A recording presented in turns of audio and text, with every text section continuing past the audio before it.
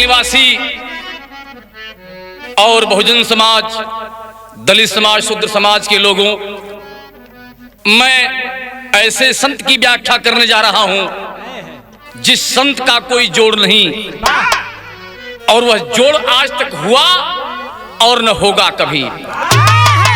बताया गया कि शूद्र समाज में जन्मे उस महापुरुष को मैं बहुत बहुत नमन करता हूं, सौरभ भाई। और उन्होंने अपने पराक्रम से वनवादियों का मान मर्दन किया, उनके घमंड को चूर किया। और इसी काशी की धरती पर काशी नरेश सिरध्वज ने उनको संत शिरोमणि की उपाधि दी। वो है कौन? आखिरकार गीत के माध्यम से मैं उनकी व्याख्या करने जा रहा हूं।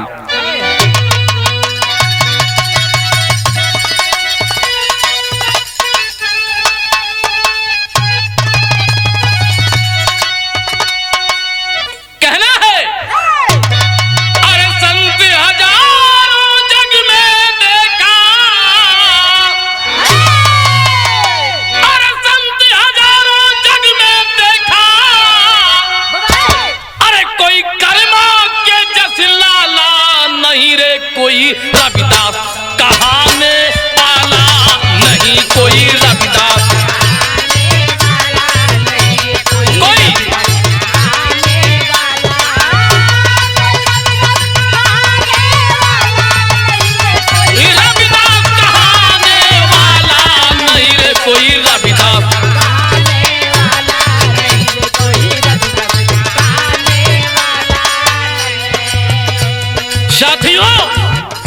बहुत संत हुए इस धरती पर, किनका किनका नाम गिनाऊं, लेकिन एक संत शूद्र समाज में पैदा हुए, ये मैं चैलेंज के साथ कहता हूं।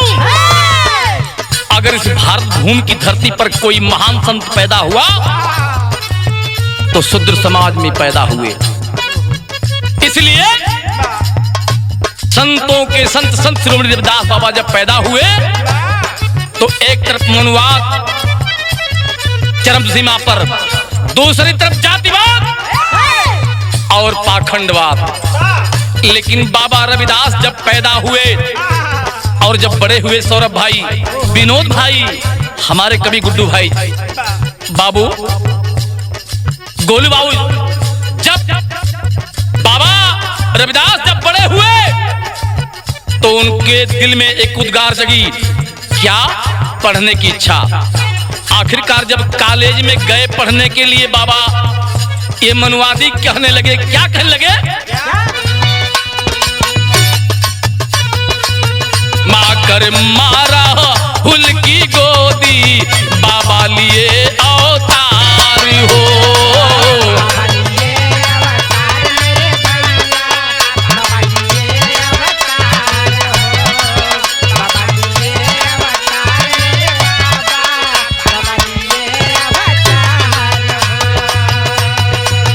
करने पढ़ाई कॉलेज गईले, ब्राह्मण करे विचार हो।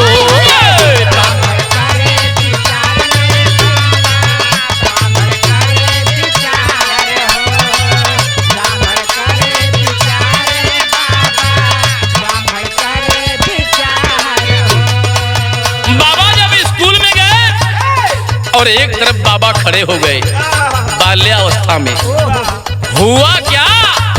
अरे ये ब्राह्मणवादी मनुवादी जो है देख लिए कि रविदास आ गया है, मेरे साथी वो कॉलेज छोड़कर बाहर भाग गए और कहे क्या?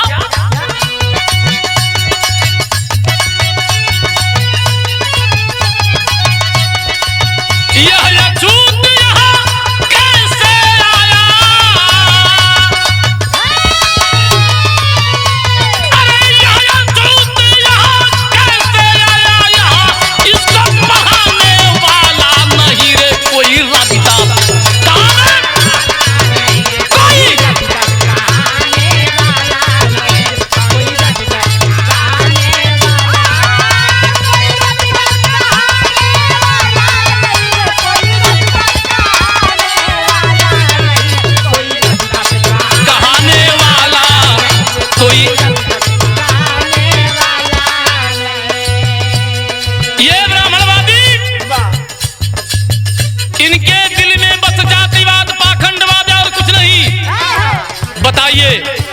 भगवान ने इंसान को इंसान बनाया, लेकिन हमने यहाँ इंसान को छुआछूत और पाखंडवाद, जातिवाद के शिकंजे में कस दिया।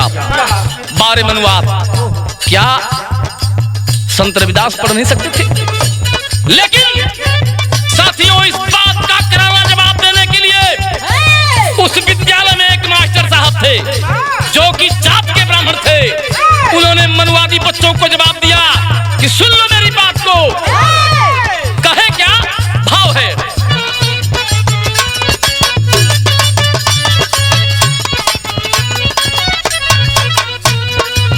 रहे मास्टर शारदा पंडित, ज्योतिष विद्या के ज्ञाता हो।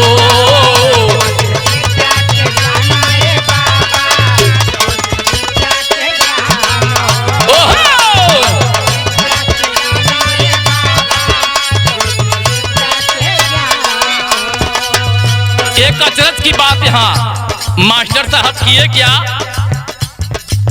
रहे मास्टर शारदा पंडित, ज्योतिष विद्या के ज्ञाता हो। पकड़ रविदास को पास बैठाए, पकड़ रविदास को पास बैठाए, इन्हें पठाया दाता हो।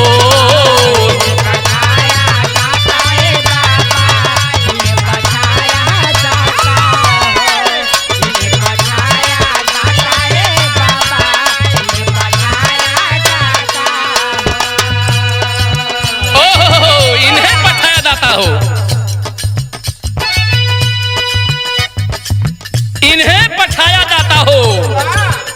कहे कि ए बच्चों, अरे जिस बालक, जिस रविदास की तुम बात कर रहे हो, इसकी महत्ता को मैं समझ रहा हूं। ज्योतिष विद्या के ज्ञाता, उन्होंने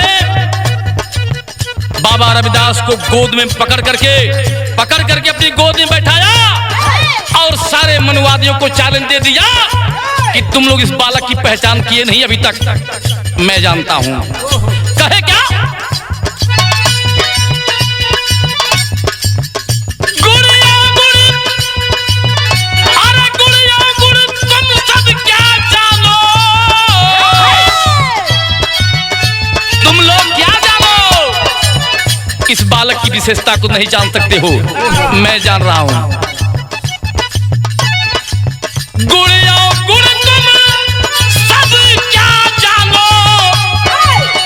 कोई इनको है पाने वाला नहीं रे, कोई रखता कहाने वाला नहीं, कोई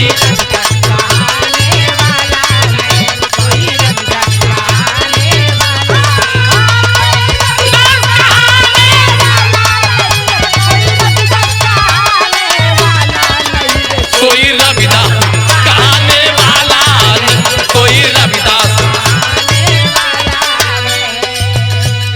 सौरभ बाबू और हमारे विनोद भाई, ये देखिए हमारे कवि गुड्डू भाई जो हमारे साथी हैं, और ये लोग हमारे भाई हैं।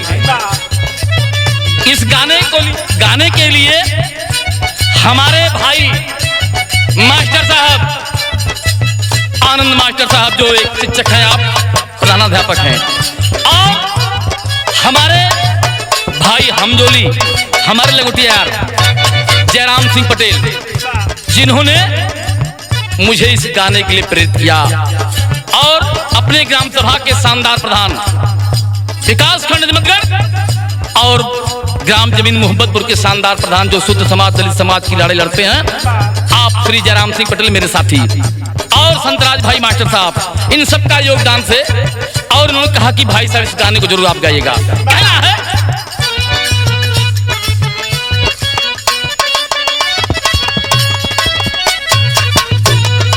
मास्टर साहब ज्योतिषाचार्य शारदानंद पंडित जी बताए, ये साधारण बालक नहीं है, तुम लोग क्या जानो? अरे मैं पहचान रहा हूँ हीरे को, हीरा को हीरा ही पहचानता है। इसलिए कहा कि तुम लोग क्या जानो कि ये बालक क्या है और इसमें क्या समाहित है। आगे बताया उन्होंने क्या? सुरसरे आकर पैर पखरी है, ब्राह्मण कांधे उठाएगा।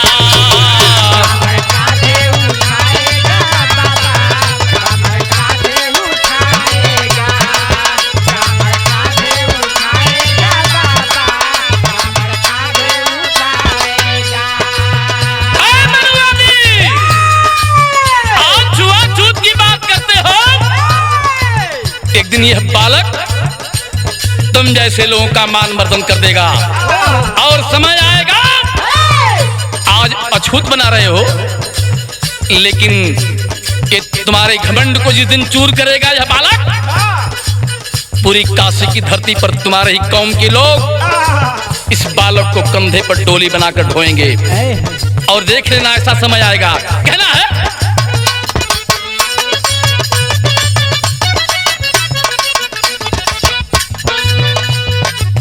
सुरसरी आकर पैर पखरी है, ब्राह्मण कांधे उठाएगा।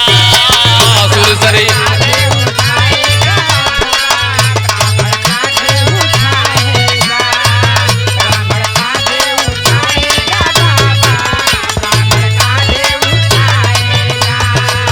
चित्तौड़गढ़ की रानी मीरा को, चित्तौड़गढ़ की रानी मीरा को बालक पाठ पढ़ाएगा।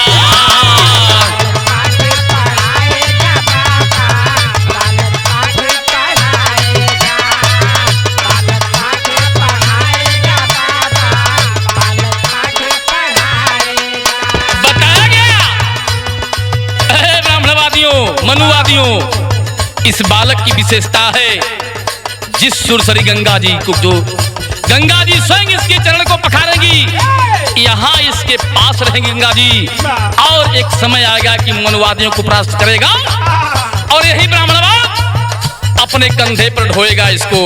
और बताया गया कि ज्योतिषाचार्य शारदानंद पंडित जी ने बताया कि चित्तौड़गढ़ की रानी मीरा को यह बालक जो है ज्ञान बताएगा। अब हुआ यही सत्य में, आखिर कहना है क्या?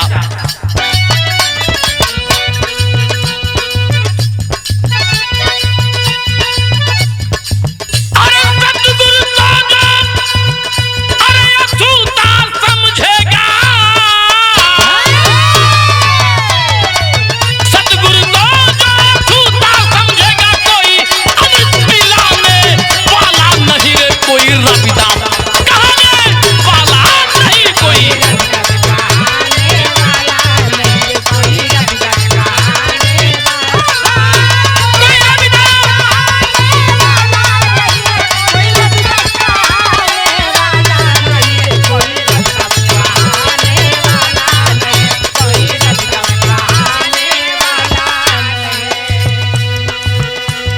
साथियों, ये जो रिकॉर्डिंग हो रही है मन्नत स्टूडियो कोलघाट आजमगढ़, छोटे भाई इरफान जी के देखरेख में हमारे साथ संगत कर रहे हमारे भाई, देखिए विनोद शर्मा जी, वाह आपका कोई जोड़ नहीं है।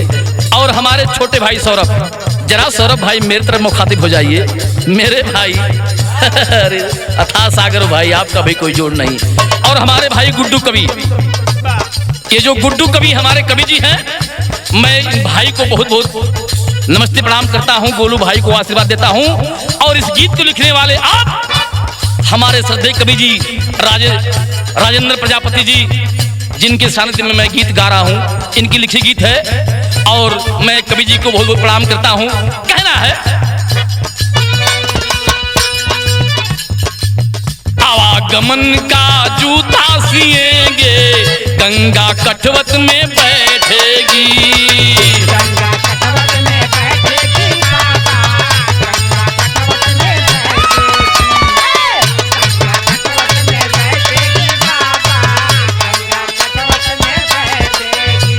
बड़ी मार्के की बात कवि जी लिखे हैं यहाँ। आवागमन का जूता सिएंगे, गंगा कठवत में बैठेगी, और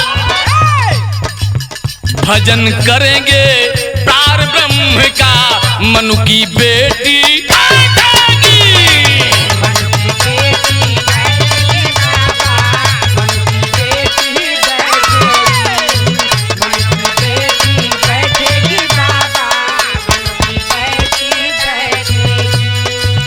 लोग बताते हैं संत रविदास जूता सीते हैं, लेकिन जूता सीने में भी सौरभ भाई राज था।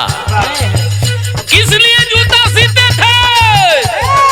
जूता सीने का भी एक राज था, इसलिए उसमें भी राज था कि जरूर लोग ईश्वर के प्रति ध्यान लगाएंगे और इसी बहाने कम से कम ईश्वर की स्तुति करेंगे और आएंगे जाएंगे, हमारे यहाँ जाएंगे, हमारे यहाँ आएंगे, हम उनके यहाँ जाएंगे। इसलिए कवि ने लिखा कि आवागमन का जूता सिएंगे, गंगा कठोट में बैठेगी। कहना है आवागमन का जूता सिएंगे, गंगा कठवत में बैठेगी।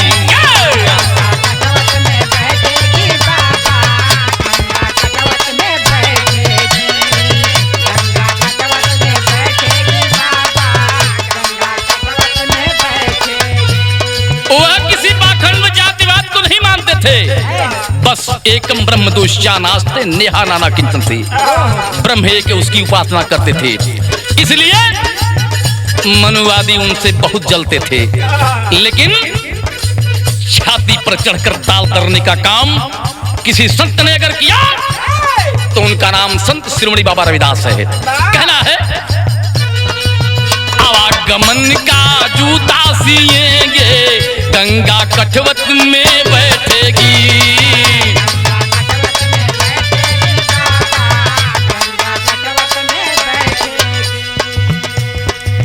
भजन करेंगे पार ब्रह्म का, मनु की बेटी ऐठेगी।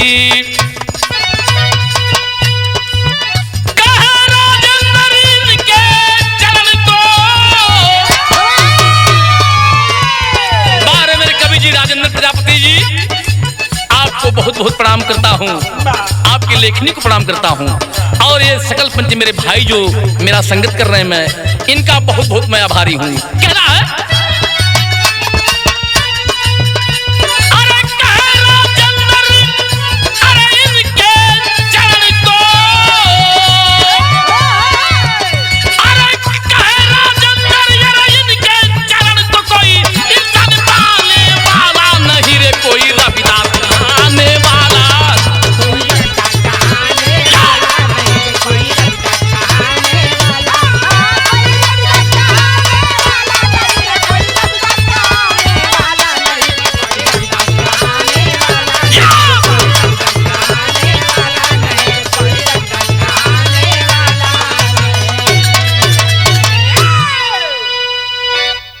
सादर नमो बुद्धाय जय भीम।